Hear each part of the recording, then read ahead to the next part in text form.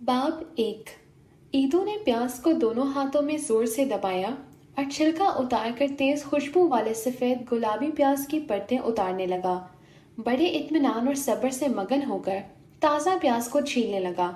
तेज प्याज की हमक से उसकी आंखों में हल्की सी नमी आ गई। प्याज के टुकड़े सामने पड़ी चंगेर में तंदूर से पकी मोटी रोटी पर रखकर आसमान की तरफ शुक्राने से देखा। बिस्मिल्लाह पढ़ी और अल्लाह का शुक्र अदा किया कि आज सुबह सड़क किनारे अभी आकर बैठा ही था कि एक मजदूरी मिल गई।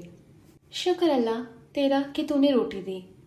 ईदो ने सारा दिन इस मैडम के लॉन में घास काटी, दरख्तों की फालतू टहनियाँ काटकर बराबर की, बाड़ को दुरुस्त किया, पत्ते साफ किए, पौधों को धोया और अब बाद दोपहर रोटी खाने लगा। सर पर एक पुराना मगर धुला हुआ पन्ना बंधा हुआ, आधे से ज्यादा बाल सफेद और सुरमई थे। दाढ़ी बेशतर सफेद हो चली थी। ईंटों जैसी रंगत, नाक सीधी, माथा बाल कम होने की वजह से ऊंचा, जबड़े नुमाया थे। सारे जिस्म पर 1 इंच फालतू चर्बी नजर न आती थी कि एक मेहनतकश मजदूर था। मजदूरी मिलना अब मुश्किल हो चला है, ईदू ने सोचा। बशीर माली छुट्टी करके गांव चला गया था, जो फौजिया के घर मुस्तकिल मुलाजिम था। लॉन जंगल बना हुआ था। अब फौजिया को खुद ही आरजी माली का इंतजाम करना था। आज जब सुबह मैडम की गाड़ी चौक में सड़क किनारे रुकी, जहां सुबह सुबह तरह तरह के मजदूर जमा हो जाते हैं, किसी के हाथ में रंग पेंट ब्रश, किसी के हाथ बेलचा, कसी करनी होती और बेशतर खाली हाथ मजदूरी का इंतजार करते। फौजिया ने गाड़ी का शीशा नीचे करके पुकारा, कोई माली है? बहुत से मजदूर उठकर करीब आने लगे। हाँ, मैं माली हूँ बाजी जी, दूसरा बोला। मैडम मैं सब काम जानता हूँ, गोडी, बीज पनीरी लगाना, खाद डालना, एक और बोला। सब अपनी अपनी महारत बयान करने लगे। फौजिया ने घबरा कर शीशा ऊंचा कर दिया। ईदो कभी भी आगे बढ़कर इस तरह बोल ना सका। बाकी मजदूर मजदूरी लेने बल्कि छीनने में कामयाब हो जाते, मगर ईदो को यकीन होता कि अल्लाह ने जो इस किस्मत में लिखा है मिलकर रहेगा। फौजिया ने सबको मना कर दिया और पीछे फुटपाथ पर खामोश बैठे ईदो को इशारे से बुलाया। और अब सारा काम करके फौजिया ने मजदूरी पूछी तो ईदो ने कहा, जो मुनासिब समझे दे दें। मॉडल टाउन में गिर जस्टिस जहांगीर अवान की 4 किनाल कोठी थी। जब बहुत साल बेशतर नई आबादियां बननी शुरू हुई तो लाहौर से बाहर डॉक्टर अब्दुल्ला के दादा अफरा सयाब अवान ने यहाँ मकान बनाया। शौक से दरख्त लगवाए। उनके हाथों के लगे 2 आम, 1 जामुन के दरख्त गो बूढ़े हो गए थे, मगर डॉक्टर अब्दुल्ला के वालिद जस्टिस रिटायर्ड जहांगीर अवान ने कटने नहीं दिए कि इससे उन दरख्तों में अब मरहूम वालिद की खुशबू आती थी। फौजिया ने ईदो को 1500 रुपये दिए, जो ईदो ने शुक्र करके दोनों हाथों से वसूल कर लिए जैसे कोई तबर्रुक ले रहा हो। आम मजदूरों की तरह कोई बहस नहीं की कि जिनको जितने भी पैसे दे दो फिर भी गैर मुतमईन रहते हैं। ये बात फौजिया ने खास तौर पर नोट की। ये दिसंबर 2019 के आखिरी दिन थे। धुंध और सर्दी थी। फौजिया फोन पर किसी से बात करने लगी। छोड़ो भाई, क्या बात करते हो? फ्लू भी कोई डरने की चीज है। दवाई खाओ तो 1 हफ्ते में ठीक, ना खाओ तो 7 दिन में ठीक। बालों को झटक कर फौजिया ने कहका लगाया। 23 साल फौजिया खूबरू औरत थी। स्याह लंबे घने सिल्की बाल जिनमें जवानी की सेहत और चमक थी। रंगत गंदमी और गोरेपन के दरमियान इंतहाई मुनासिब फिगर, अच्छी ग़िज़ा, जहनी आसूदगी और सेहतमंदाना लाइफस्टाइल से इसने मोटापा नहीं आने दिया था। फौजिया ने देखा ईदो अभी भी हाथ बांधे खड़ा है। माली, तुम क्यों अभी तक खड़े हो? तुम जाओ अब। जी मैडम, मेरा फोन नंबर रख लें, जब भी जरूरत हो बुला सकती हैं। फौजी ने दोबारा अपने पाए बाग की तरफ निगाह दौड़ाई। बाड़ को साफ सलीके से कटा हुआ था। घास बहुत निफासत से बराबर थी। फालतू लटकी टहनियों को कटा देखकर मुतमईन हुई। गो बशीर माली सही काम करता था, मगर उसकी छुट्टी लंबी हो गई थी। हाँ, नंबर दे दो। रस्ते में ईदो मुसलसल सोचता रहा। मैडम का क्या मतलब था? 7 दिन, 1 हफ्ता, ये तो एक ही मतलब हुआ। दवाई खाओ तो 1 हफ्ते में ठीक, ना खाओ तो 7 दिन में आराम। ईदो को अजीब झुंझुलाहट सी महसूस हुई। खुद से बड़बड़ाया, भाई ईदो, बड़े लोगों की बड़ी बातें, हम अनपढ़ जाहिल क्या जाने। हफ्ते की शाम थी। धुंध थी कि खत्म होने का नाम नहीं ले रही थी। आज सारा दिन सूरज गहरी फॉग में छुपा रहा। दिन में भी बात करते वक्त मुंह से भाप निकलती थी। ये पुराने स्टाइल का बड़ा सा ड्राइंग रूम था। ऊंची छत, भारी गहरे ब्राउन पर्दे जो शाम के धंधके में स्याह लग रहे थे। दीवार पर अब्दुल्ला के दादा की किसी अंग्रेज के साथ तस्वीर लगी हुई थी, जिसमें वो अपनी भारी मूछें और कल्लेदार पगड़ी के साथ चेहरे पर फख्र और तमानियत लिए खड़े थे। आज तक अब्दुल्ला ने वालिद से नहीं पूछा कि दादा के साथ ये अंग्रेज कौन था और ये किस मौके पर तस्वीर उतारी गई। गो वो बचपन में वालिद से दादा के शिकार के किस्से शौक से सुना करता था। आतिशदान में लकड़ियां सुकर सुकर चटक कर जल रही थीं। कमरा बहुत आरामदेह हो रहा था। इम्तियाज अब्बासी, इरफान छट्टा, कर्नल माजिद डॉक्टर अब्दुल्ला के करीबी बचपन के दोस्त थे। आज शाम सब दोस्त इकट्ठे थे। इम्तियाज अब्बासी मैड्रिड स्पेन में करेंसी का बिजनेस करता था।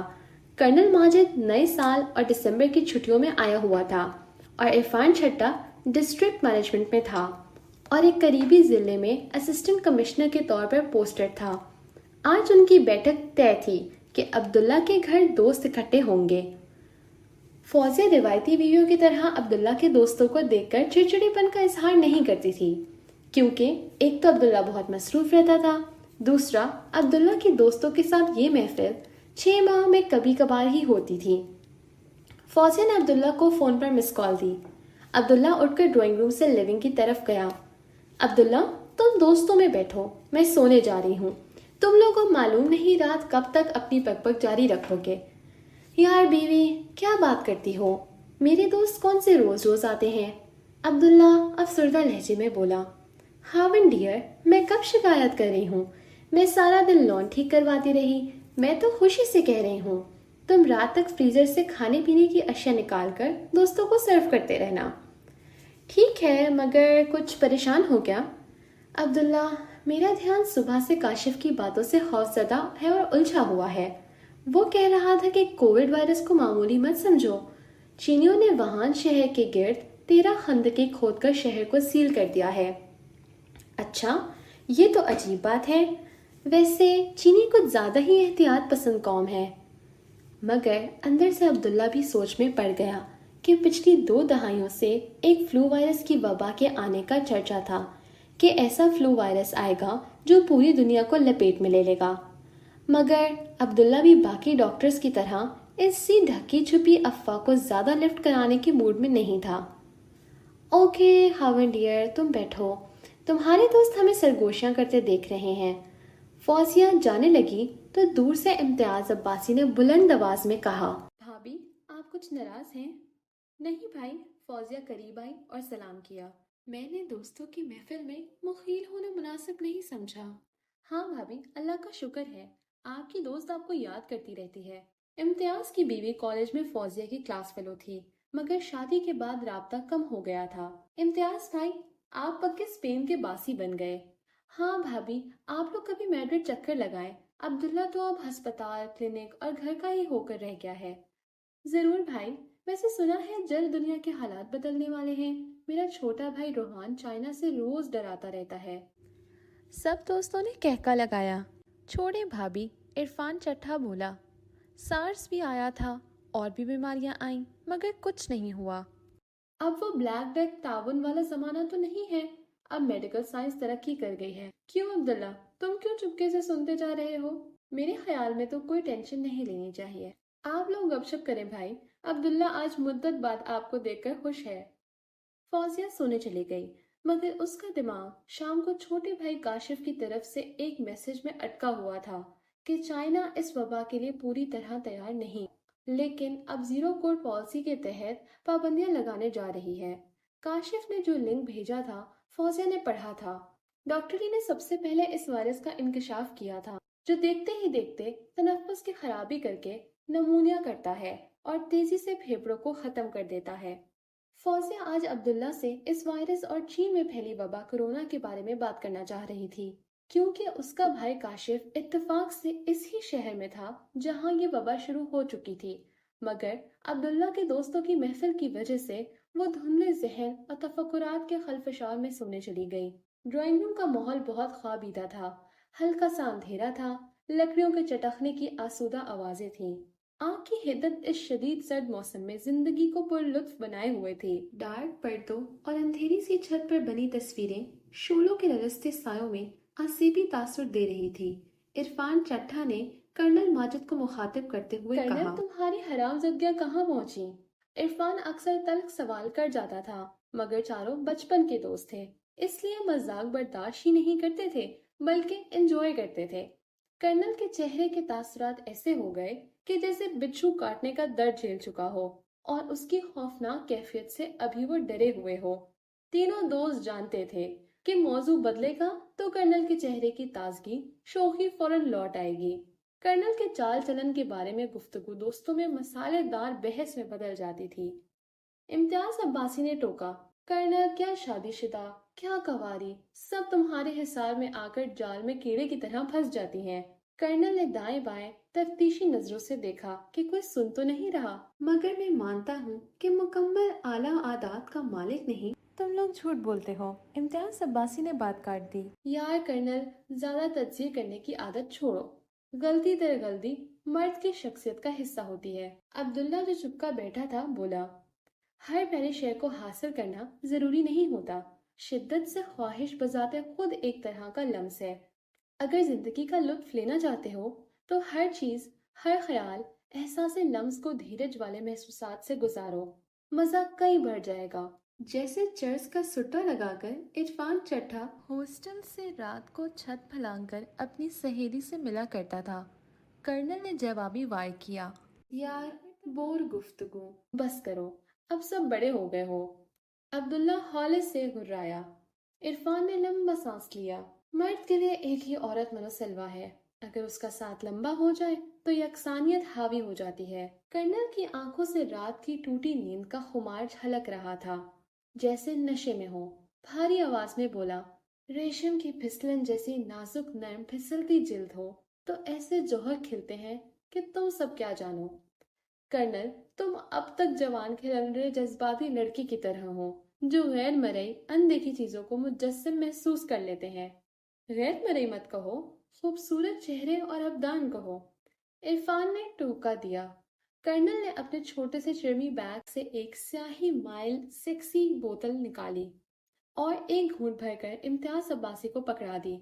इम्तियाज अब्बासी की आंखों में लरसते जलते शोलों की चमक आ गई और एक घूंट भरकर बोतल वापस कर दी।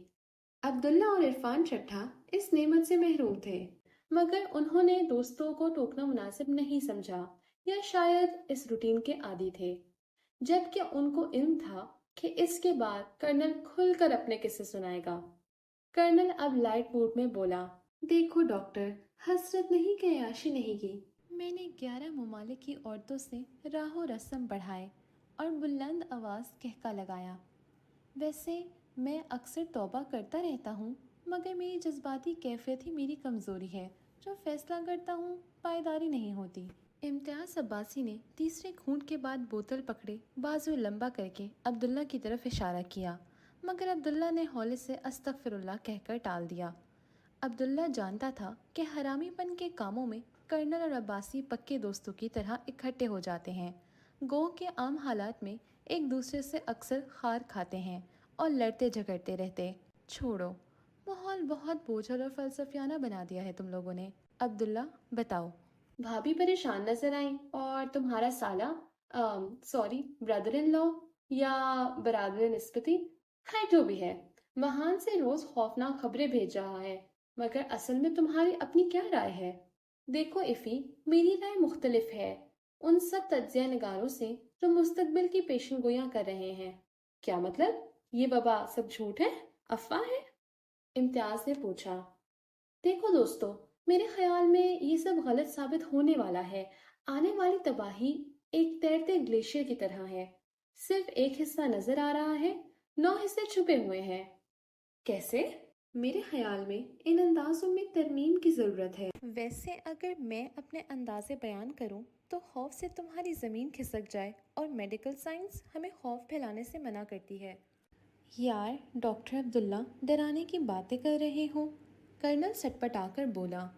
मेरा मकसद हरगिज डराना नहीं, یہ ہماری نجی دوستوں کی محفل ہے، میں سر عام پبلک کے سامنے رائے نہیں دے سکتی۔ ڈاکٹر کچھ تھوڑا سا بتاؤ، یہ شروع کیسے ہوا؟ عرفان چٹھا کو ابھی تک کوئی محکمانہ لیٹر نہیں آیا تھا کہ ضلع تحصیل کے لیول پر کوئی احتیاط کرنی ہے۔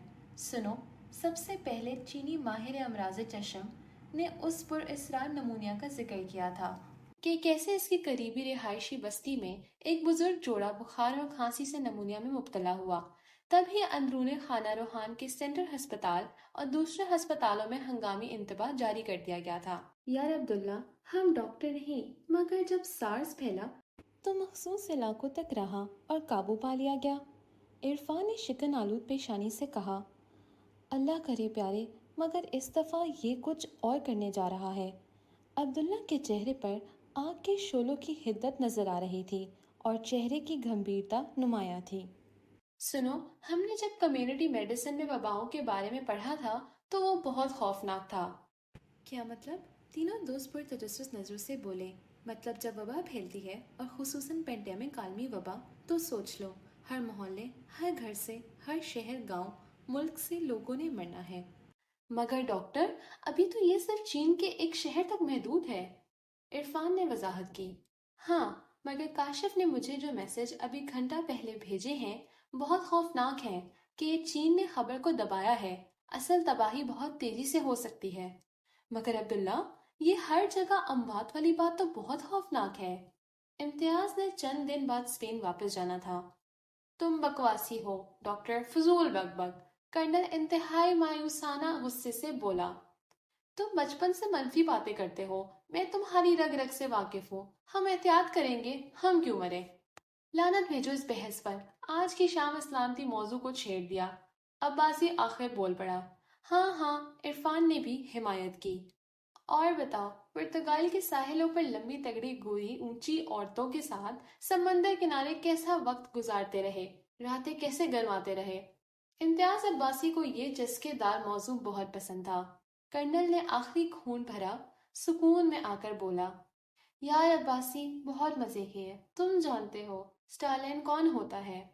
جانتا ہوں کرنل، وہ تگڑا گھوڑا جس کو بریڈنگ کے لیے رکھا ہوتا ہے۔ تو یارو، جب ان گوری عورتوں کی تعداد بڑھ گئی تو یقین مانو، میں نے گھر آفس میں درازوں میں ڈرائی فروٹ، بادام، کاجو، پستے رکھ لیے۔ عبداللہ جو چپکے سے یہ پورنوگرافکس گفتگو سن رہا تھا بولا، تو تم نے ایڈز کا ٹیسٹ کروایا؟ کرنل یکدم چونک گیا اور گھمبیر خوف زدہ آواز میں بولا، یارا یہ تو سوچا ہی نہیں۔ اوکے، کرا دوں گا، عبداللہ نے حامی بھری۔ عبداللہ کا مقصد یہ بھی تھا کہ کرنل کو ان کاموں سے روکے۔ کالی بوتل ختم ہو چکی تھی۔ چاروں دوست جیسے ہی گھر سے باہر لان میں نکلے، سردی، دھند اور ٹھنڈی ہوا کا تھپیڑا پڑا۔ باہر شدید دھند جامن آم کے بوڑھے درختوں سے چھن چھن کر گر رہی تھی اور اسٹریٹ لائٹ کا بلب تقریباً غائب ہو چکا تھا۔ دوست الوداع ہوئے۔ رات عبداللہ نے خواب دیکھا کہ شمال کی طرف سے شدید خوفناک سرخ آندھی آئی اور ہر سو پھیل گئی، جس میں ہوا کی سسکیاں لیتی آوازوں میں موت موت کی سرگوشیاں سنائی دیتی تھیں۔